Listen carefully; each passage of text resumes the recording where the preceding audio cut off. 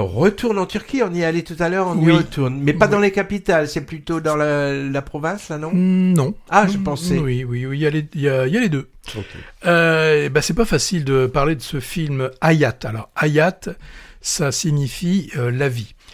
Donc, comme tu l'as dit, c'est Turquie de nos jours, et on a Ikran, une jeune fille d'une vingtaine d'années, qui est contrainte à un mariage forcé. Un mariage, enfin, surtout pas forcé, on va dire plutôt, c'est un peu plus doux, mariage arrangé. À la suite de ça, elle s'enfuit de chez elle, et on a Riza, son supposé fiancé, qui va lui aussi quitter le village pour aller, c'est à Istanbul, à la recherche de celle qu'il n'a vue en fait que 2 fois. Parce que ce Riza, finalement, on comprend qu'il ne l'a vue que 2 fois. Et lui, son but, c'est de comprendre un petit peu. Il veut juste savoir pourquoi. Et de ce côté, il y en a un qui va devenir quasiment fou, c'est le père de la jeune fille. Il est blessé dans sa fierté de mâle alpha, et lui, il ne veut plus voir sa fille. Sa seule envie, c'est de tuer sa fille.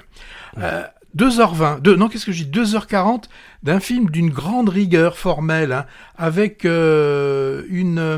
une intrigue qui par moments n'est que suggérée, je dirais même tenue un petit peu à distance. On a un récit qui va avancer par de nombreuses ellipses qui nous obligent, nous, spectateurs, en fait, à relier les morceaux, à reconstruire un peu mentalement les trajectoires des différents personnages. Alors, c'est pas un effet de style, ce choix narratif inscrit bien le film dans une expérience. Le réalisateur Zeki Demir Kubus, excusez-moi pour la prononciation, il ne nous explique rien, il nous laisse comprendre, ou en tout cas essayer de comprendre.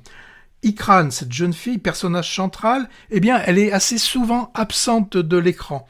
Quand on la voit, on voit qu'il y a un problème chez elle, je vais le mettre entre guillemets, de stabilité. Elle est en fuite. Et même si le film nous la montre peu, quand on la voit, par rapport à ce qu'elle dit, on comprend un petit peu quelle est sa démarche. Je l'ai dit, beaucoup d'ellipses qui renforcent ces sensations. On a vraiment à un moment donné des pans entiers qui manquent, comme si il ne voulait pas à un moment donné, justement, cette jeune fille en fuite, la bloquer, la mettre, la figer. Voilà, c'est le mot que je cherche. On a aussi Riza. Alors c'est très intéressant, la démarche de Riza, qui veut comprendre. Là aussi, on a des sauts temporels qu'il faut bien suivre. Sa recherche est assez intéressante, un peu illusoire, puisque quand même à un moment donné, il part dans une ville de plus de 20 millions d'habitants, je crois que c'est ça, Istanbul, pour rechercher une jeune fille. Alors va-t-il la trouver ? Je peux vous dire que oui, parce que ça va rien changer au film, mais après il va se passer encore plein de choses assez exceptionnelles. Impossible d'avoir une lecture simpliste de ce film avec justement cette forme elliptique. Il n'y a pas de coupable, pas de victime. On est dans le gris. Il n'y a pas de blanc et de noir.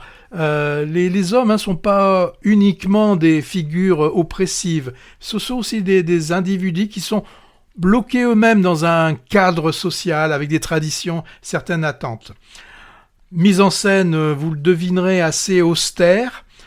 Beaucoup de silence, beaucoup de plans étirés, des scènes qui démarrent sans qu'on ait vu le début et sans qu'on voit une véritable fin.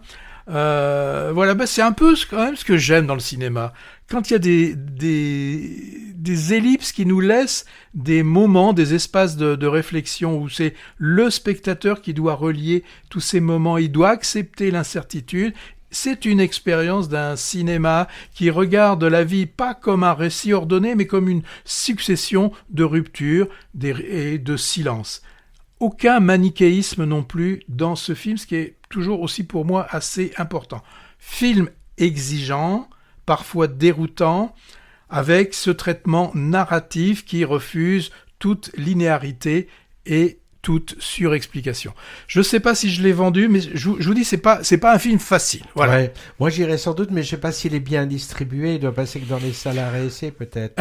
Je pense que de ce que j'ai vu, je ne l'ai vu que dans le cinéma Utopia. Alors, il y a quand même une contradiction, parce que tu dis que c'est un film fait d'ellipses, mais normalement, les ellipses, ça devrait raccourcir les récits. Et là, il fait 2h40 quand même. Oui, parce qu'il y a beaucoup de choses, peut-être. Il y a beaucoup de choses dedans. Il y a un peu je pourrais dire, il y a un peu des épisodes dans ce film. Voilà. C'est un peu, ça aurait pu, pourquoi pas faire pourquoi pas une mini-série. J'aurais bien peut-être vu une mini-série la plus longue de 3 ou 4 fois 52 minutes. C'était pour Hayat.